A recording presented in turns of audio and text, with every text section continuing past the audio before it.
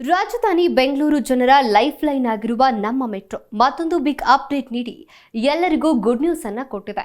ದಿನೇ ದಿನೇ ಬೆಳೀತಾ ಇರುವ ಬೆಂಗಳೂರಿನ ಟ್ರಾಫಿಕ್ ಸಮಸ್ಯೆಗೆ ಕೊಂಚ ಪರಿಹಾರ ನೀಡುವತ್ತ ನಮ್ಮ ಮೆಟ್ರೋ ಹೆಚ್ಚು ಗಮನ ಹರಿಸಿದ್ದು ಇದೀಗ ಪಿಂಕ್ ಲೈನ್ ಮೆಟ್ರೋಗೆ ಬಿಎಂಆರ್ಸಿಎಲ್ ಸದ್ದಿಲ್ಲದೆ ತಯಾರಿ ನಡೆಸಿದೆ. ಮೆಟ್ರೋ ಹಸಿರು, ನೇರಳೆ, ಹಳದಿ ಮಾರ್ಗಗಳ ಬಳಿಕ ಶೀಘ್ರದಲ್ಲೇ ಪಿಂಕ್ ಲೈನ್ ಮೆಟ್ರೋ ಬರಲಿದ್ದು ಇದು ನಗರದ ಅತ್ಯಂತ ಉದ್ದದ ಮೆಟ್ರೋ ಮಾರ್ಗವಾಗಲಿದೆ.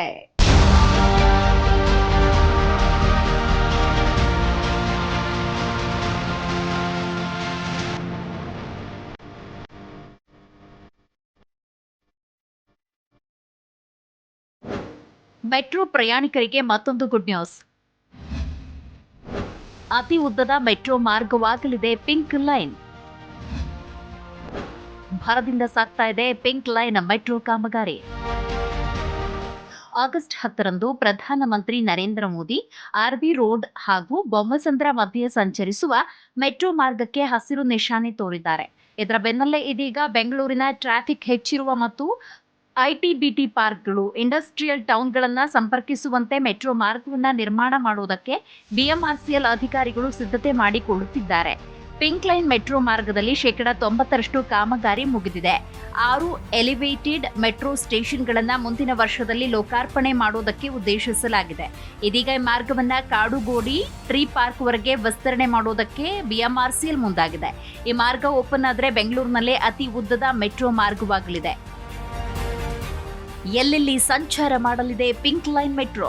ಪಿಂಕ್ ಲೈನ್ ಮೆಟ್ರೋ ಮಾರ್ಗ Kalena Agrahara, Gottigere, Jigani, Anekal, Attibele, Sarjapura, Varthur, Kadugodi, tree park 68 kilometre ಮಾರ್ಗದಲ್ಲಿ ಸಂಚಾರ ಮಾಡಲಿದೆ. ಈ ಮೆಟ್ರೋ ಮಾರ್ಗಕ್ಕಾಗಿ ಫಿಸಿಬಿಲಿಟಿ ಟೆಸ್ಟ್ ಮಾಡುವುದಕ್ಕೆ ಬಿಎಂಆರ್ಸಿಎಲ್ ಮುಂದಾಗಿದೆ. ಪಿಂಕ್ ಲೈನ್ ಮೆಟ್ರೋ ಮೊದಲ ಹಂತ ಎಲ್ಲೆಲ್ಲಿ ಗಮನಿಸಬೇಕಾಗಿರುವ ಅಂಶ ಅಂದ್ರೆ ಸದ್ಯ ಕಾಮಗಾರಿ ನಡೀತಾ ಇರುವುದು 21.3 ಕಿಲೋಮೀಟರ್ ಅಂದ್ರೆ ಕಾಳಿನ ಅಗ್ರಹಾರದಿಂದ ನಾಗಾವರ ಮಾರ್ಗದಾಗಿದೆ. ಉಳಿದ ಮಾರ್ಗ ಪಿಂಕ್ ಲೈನ್ ನ 2ನೇ ಹಂತದಲ್ಲಿ ನಡೆಯಲಿದೆ.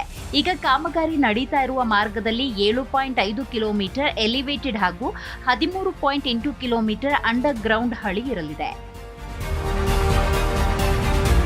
ಪಿಂಕ್ ಲೈನ್ ಮೆಟ್ರೋ ಎಷ್ಟಿರಲಿವೆ ನಿಲ್ದಾಣಗಳು? ಪಿಂಕ್ ಲೈನ್ ಮೆಟ್ರೋ ಮಾರ್ಗದಲ್ಲಿ ಅಂದಾಜು 50 ಮೆಟ್ರೋ ಸ್ಟೇಷನ್ಗಳನ್ನು ನಿರ್ಮಾಣ ಮಾಡಲು ಬಿಎಂಆರ್ಸಿಎಲ್ ಚಿಂತನೆ ನಡೆಸಿದೆ.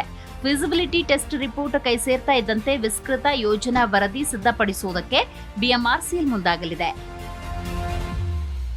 ಎತ್ತ ಅತ್ತಿಬೆಲೆ ಬಳಿ ಕೆಎಚ್ಬಿ 90,000 ಆಸನಗಳ ಸಾಮರ್ಥ್ಯದ ಕ್ರೀಡಾಂಗಣವನ್ನ ನಿರ್ಮಾಣ ಮಾಡಲು ಚಿಂತನೆ ನಡೆಸಿದ್ದು, ಪಿಂಕ್ ಲೈನ್ ವಿಸ್ತರಿಸುವುದರಿಂದ ಪ್ರೇಕ್ಷಕರು ಬಂದು ಹೋಗಲು ಸಹಾಯವಾಗಲಿದೆ. ಈ ಬಗ್ಗೆ ಸ್ಥಳೀಯ ನಿವಾಸಿಗಳು ಸಂತಸ ವ್ಯಕ್ತಪಡಿಸಿದ್ದಾರೆ.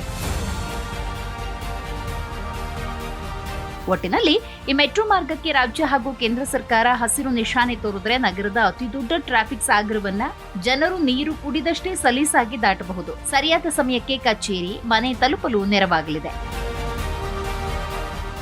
Desk bureau, G Kannada news.